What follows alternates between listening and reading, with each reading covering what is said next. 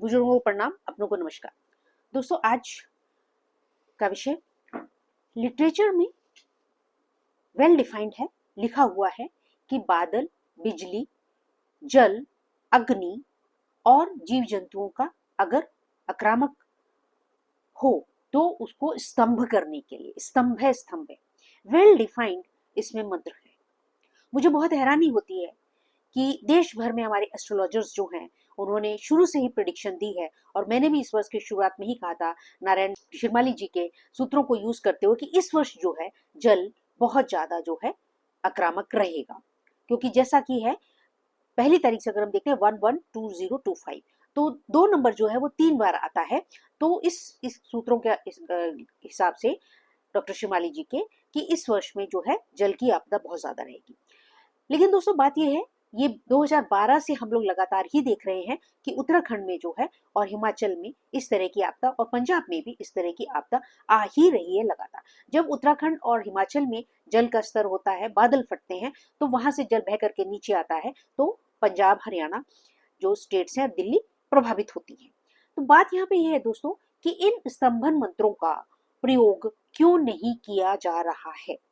अभी उत्तराखंड में आया था कि आचार्य लोग मिलकर के महादेव की विशेष जो है पूजा करने वाले हैं, क्योंकि महादेव के सिर पर विराजमान है चंद्रमा जी। वो उनके एक तरह से आभूषण है, जो कि पूर्णतः महादेव के जो है, महादेव उसके रूलर हैं चंद्रमा के। तो चंद्र जो है वो जल के कारक हैं, तो उन्होंने महादेव की विशेष पूजा।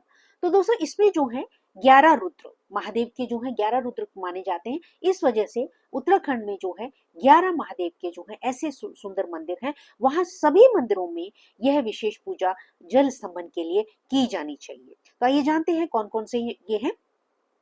आप सभी जानते हैं कि जैसे कि केदारनाथ जी, वहां पर भी आपने देखा वहां से भी आपदा शुरू हुई। तो जल स्तंभन के लिए बिजली, बादल, जल स्तंभन के लिए विशेष पूजा अर्चना की जानी चाहिए, मंत्र जाप किए जाने चाहिए। केदारनाथ, रुद्रनाथ, बैजनाथ और तुंगनाथ जी और नीलकंठ महादेव, मुक्तेश्वर महादेव और कल्पेश्वर महादेव, गंगेश्वर महादेव, मध्य महेश्वर महादेव, बागेश्वर महादेव और बिनसर महादेव। दोस्तों ये जो स्थान है इन पर पूजा होनी चाहिए। नीलकंठ महादेव आप सभी जानते हैं। तो इन महादेव के मंदिरों पर जो है बिजली, बादल, जल स्तंभन के विशेष पूजा अर्चना की जानी चाहिए और मंत्र जप किया जाना चाहिए आचार्यों द्वारा, जो आचार्य इन मंदिरों में स्थापित हैं, रहते हैं, या विशेषकर इकट्ठे होकर के भी वह यहाँ पर पूजा करवानी चाहिए। और दोस्तों बात रही, ये रहा एस्ट्रोलॉजी का उपाय। इसके साथ साथ हमारी सरकारों को भी जो है अपनी समय समय पे, इस समय पे विशेषकर करना चाहिए कि जो घरों से जो जल जा रहा है कपड़े धोने के लिए, हफ्ते 10 दिन के लिए कपड़े धोने बंद करवाएं। ये जो है हमारे डीसी ऑफिस और अन्य ऑफिस से थोड़ा सा जो गाइडलाइंस जानी चाहिए कि घरों में लोग जो हैं थोड़े से कपड़े धोने बंद करें, सो दैट उससे क्या है कि जो जल जो है सिस्टम में जा रहा है उसका जो है उस पर भार ना आए, और जो बारिश का जो जल आ रहा है वह उसमें जाए। दूसरा जो हमारा फ्लश सिस्टम है दोस्तों, वो नॉर्मल जो है 6 लीटर से लेकर के 11 और 15 लीटर तक जो है पानी एक बार में बाथरूम जाने पर वो उसमें रिलीज करता है। दोस्तों हमने अपने बच्चों को शुरू से ही हेल्थ एंड हाइजीन के बारे में बताया है, तो बच्चों को कहा जाता है कि सुसु जाने के बाद में भी आप फ्लश जरूर करेंगे। तो यहाँ पर दोस्तों आपको कुछ समय के लिए बच्चों को समझाना होगा कि वह जो है आप बकेट भर करके रखें जल को, और बार बार जो है फ्लश न किया जाए, ताकि वो 6 लीटर से 11 लीटर के अंदर जो फ्लश सिस्टम है वो वजह से फ्लश में न जाए। ये एडवाइजरी होनी चाहिए जनसाधारण को। RWS करें, डीसी ऑफिसर्स करें, सो दैट जो सिस्टम में जल जा रहा है, नॉर्मल घरों से जो जल जा रहा है उसकी मात्रा जो है वो घटाई जा सके। तीसरा दोस्तों, घर परिवार में जहां पर भी जो भी कॉलोनीज जो हैं जो कि नीची जगह स्थान पे हैं, जहां पर की जल भराव होता है, वहां पर जो है अंडरग्राउंड जो है बड़े बड़े टैंक्स लगवा देने चाहिए एडमिनिस्ट्रेशन द्वारा, और जनसाधारण आपस में मिलकर के भी उनको जो है जमीन में गाड़ देनी चाहिए, जगह जगह पे सेटल कर देनी चाहिए, ताकि उनमें जल चला जाए।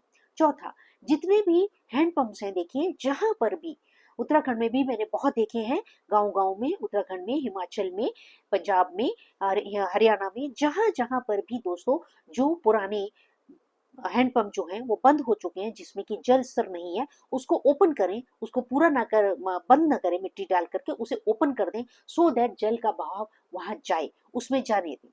और दोस्तों जो कुएं सूख चुके हैं, जो लोग अक्सर कहते हैं कि जी सूख चुके हैं, मैंने बहुत बार ट्रेवल करते समय देखा है ऑन वे हरियाणा, हिमाचल, उत्तराखंड में कि रास्ते में जो है कुएं बंद कर दिए गए हैं, तो उनके ऊपर से जो है उसकी जो लिड है वो हटा दी जाए, उन्हें खुला छोड़ दिया जाए और जल का प्रभाव इस तरह से करा जाए कि जल जो है बह करके इन कुओं में जाए, वहां पर एकत्रित हो और उसके माध्यम से जो हमारे भूमि का जो जल स्तर लेवल है वो बढ़े, वो पोर होकर के, सीपेज होकर के वो उसमें जल जाए।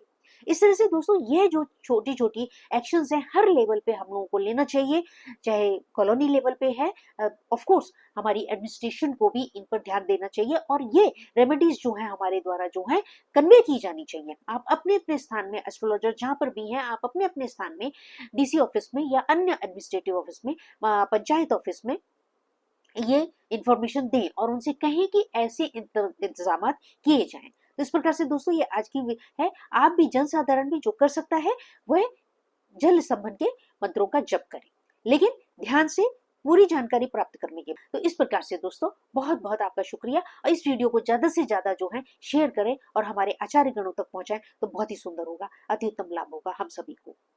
आप सबके लिए प्रार्थना करती हूँ। धन्यवाद।